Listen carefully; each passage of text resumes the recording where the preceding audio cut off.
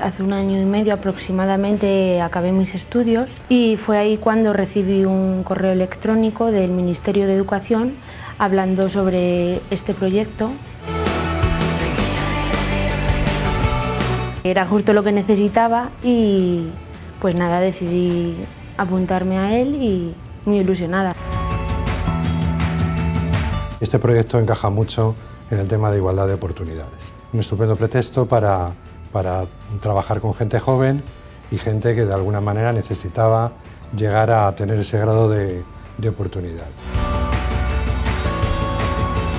Lo que yo he pretendido es saber qué era lo que quería Cristina y qué podía hacer. Tras las sesiones que hemos tenido me ha ayudado mucho a sentirme más segura de mí misma, de prevalecer mis valores que yo a lo mejor no los tenía muy arraigados. Luego hemos trabajado cosas como, por ejemplo, pues el currículum, tratar de ponerle en contacto con algunas personas, tratar de que perdiera miedo a las entrevistas, que supiera cómo desenvolverse, que de alguna forma supiera cuáles eran sus puntos fuertes, en qué se podía apoyar.